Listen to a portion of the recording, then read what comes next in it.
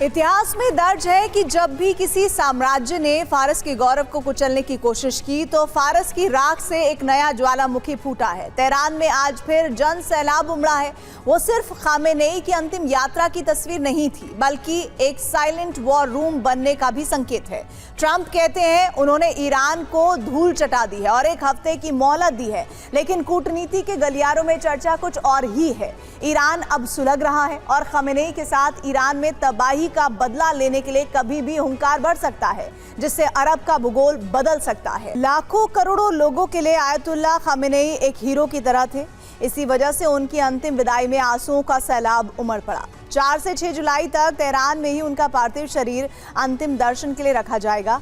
मुसल्ला में अंतिम दर्शन लोग कर पाएंगे, जहां से हुसैन स्क्वायर से होते हुए आज़ादी स्क्वायर तक अंतिम यात्रा निकाली गई।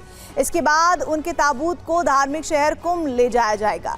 तो तेहरान से 150 किलोमीटर दूर है ये, जहां 7 जुलाई को शोक सभा है।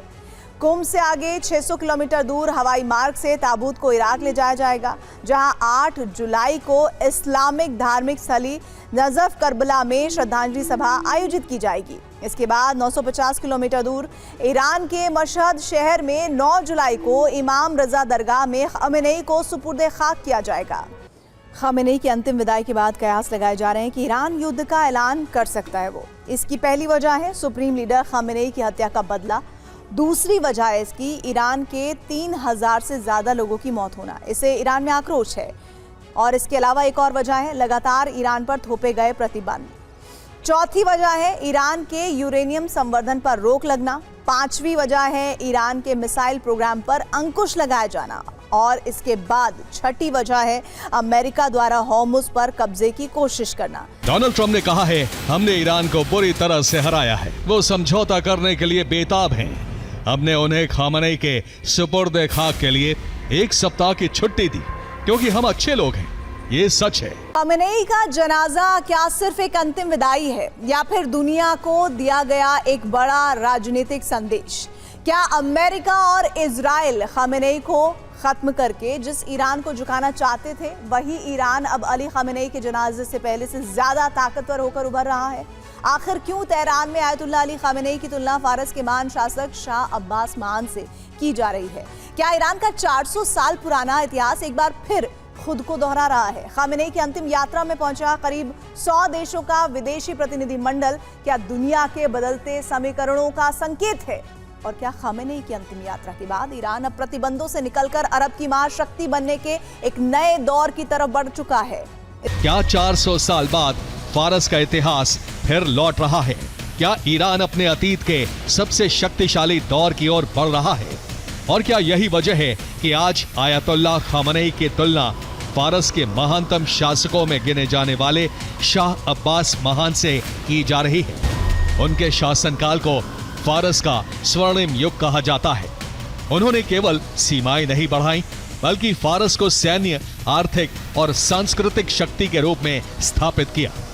कॉकेशस से लेकर फारस की खाड़ी तक फैला प्रभाव, मजबूत प्रशासन, व्यापारिक मार्गों पर पकड़ और क्षेत्रीय राजनीति में निर्णायक भूमिका, ये वो विरासत थी जिसने शाह अब्बास को इतिहास में अमर बना दिया। लेकिन आज आयतुल्लाह अली खामेनेई का जिक्र शाह अब्बास महान की तरह हो रहा है। खामेनेई की अंतिम यात्रा सिर्फ एक जनाजा नहीं रही, बल्कि ईरान की सबसे बड़ी कूटनीतिक जीत का मंच भी बन गया। ईरान का दावा है कि करीब 100 देशों के प्रतिनिधिमंडल तेहरान पहुंचे। चीन, रूस, भारत, सऊदी अरब, तुर्की, Iraq, Armenia, Pakistan, Tajikistan, Turkmenistan, Afghanistan, Georgia, Azerbaijan, Qatar, Oman, Syria, Belarus, Cuba, Venezuela और नामीबिया जैसे देशों की मौजूदगी ने पूरी दुनिया का ध्यान तेहरान की ओर खींच लिया। जिस ईरान को अमेरिका और इजराइल ने प्रतिबंधों के जरिए दुनिया से अलग थलग करने की कोशिश की थी, आज उसी ईरान की राजधानी में दुनिया के अलग अलग हिस्सों से इतनी बड़ी संख्या में प्रतिनिधि मंडल पहुंच रहे हैं। खामेनेई की अंतिम विदाई अब सिर्फ शोक का नहीं, बल्कि ईरान की बढ़ती कूटनीतिक ताकत और वैश्विक पहुंच का प्रतीक बन गई है। इसी वजह से इस वक्त ईरान की राजधानी तेहरान दुनिया की कूटनीति का नया केंद्र बन गया है। अब 400 साल पुराने शाह अब्बास के फारस और आज के ईरान के प्रभाव क्षेत्र के बीच ये तुलना भी देख लीजिए। 400 साल पहले शाह अब्बास महान ने फारस को उसकी सबसे बड़ी ताकत और सबसे बड़े विस्तार तक पहुंचाया था। 1588 से 1629 तक उनके शासन में फारस की सीमाएं इराक के Baghdad, Caucasus, Azerbaijan, Armenia, Georgia, Dagestan, Turkmenistan, Afghanistan के हेरात और कंधार, बलूचिस्तान, फारस की खाड़ी और होर्मुज तक फैल गई थी। उस दौर में फारस पश्चिम एशिया के सबसे प्रभावशाली ताकत बनकर उभरा था। आयतुल्लाह अली खामेनेई के दौर में ईरान ने इराक, सीरिया, लेबनान और यमन में अपने सहयोगी नेटवर्क के जरिए प्रभाव बढ़ाया। होर्मुज स्ट्रेट, फारस की खाड़ी, लाल सागर, काकेशस तक ईरान की रणनीतिक मौजूदगी और धमक पहुंच गई। इसलिए आज ईरान में आयतुल्लाह अली खामेनेई की तुलना शाह अब्बास महान से की जा रही है। दूसरी वजह है ईरान की घातक प्रॉक्सी रणनीति।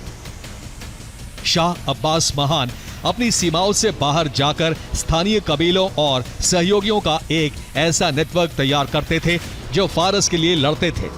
खामेनेई के शासनकाल की भी सबसे बड़ी कूटनीतिक सफलता यही रही कि उन्होंने लेबनान, यमन, इराक और सीरिया में स्थानीय गुटों का एक मजबूत नेटवर्क खड़ा किया, जो आज ईरान की सीमाओं से सैकड़ों मील दूर रहकर उसके हितों की रक्षा कर रहे हैं।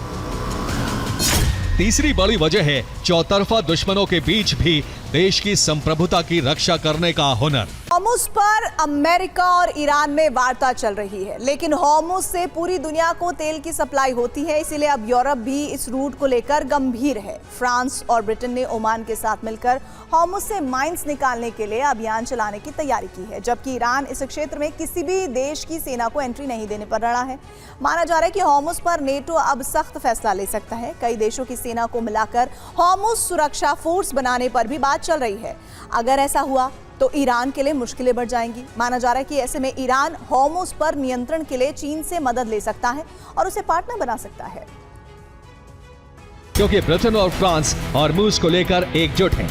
दोनों देश होर्मुज पर लगातार प्लानिंग कर रहे हैं। दोनों देश होर्मुज से माइंस हटाने की तैयारी में हैं। इसमें कहा गया कि होर्मुज ग्लोबल इकोनॉमी के लिए एक अहम रास्ता है। होर्मुज से सभी देशों के जहाजों की सुरक्षित आवाजाही बहाल करना वैश्विक चिंता का विषय है, लेकिन ओमान ब्रिटेन और फ्रांस के संपर्क में है। ओमान पश्चिमी देशों को सपोर्ट करने वाला है।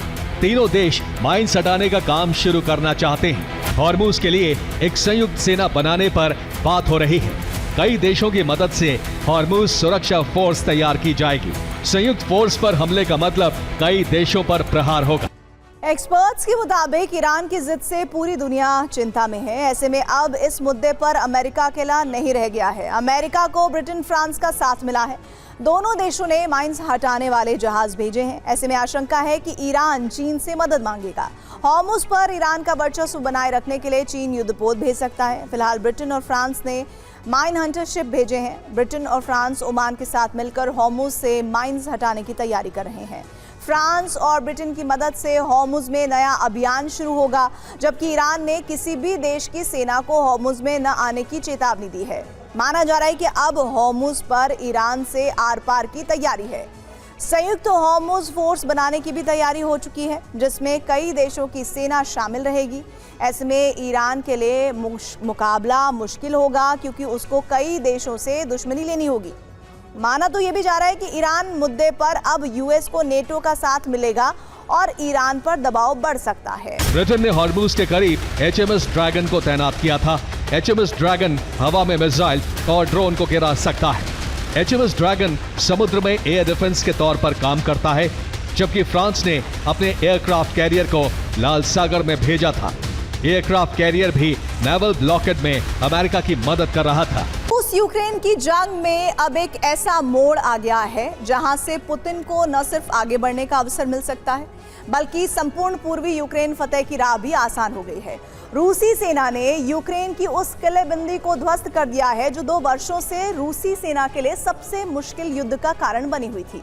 यही वजह है कि इस सुरक्षा चक्र के टूटते ही पुतिन ने 2 ऐसे निर्देश सेना को जारी कर दिए हैं जो यूक्रेन को घुटने पर लाने के लिए उठाए गए महत्वपूर्ण कदम साबित होंगे। अब क्या था वो सुरक्षा चक्र और क्या है पुतिन के निर्देश, इस रिपोर्ट में जानिए। आपने सही सुना, कॉन्स्टेंटिनोपल अब मलबे में तब्दील हो चुका है। रूसी सेना ने 2 साल जंग लड़कर इस किलेबंदी को तोड़ दिया है। पुतिन ने सवाल उठाया कि क्या यूरोपीय देश कीव के रूसी नागरिकों पर हमले को प्रोत्साहित कर रहे हैं, और अगर ऐसा है तो दुश्मन जितने बड़े हमले करेगा, बफर जोन का विस्तार उतना बड़ा होगा। सैन्य विशेषज्ञों का मानना है कि स्लोवियांस्क, क्रामातोर्स्क, कोस्तिंटिनिवका लाइन यूक्रेन का आखिरी मजबूत गढ़ था। इसके ढहते ही रूसी सेना के लिए नीप्रो शहर की तरफ तेजी से बढ़ने का रास्ता खुल गया है।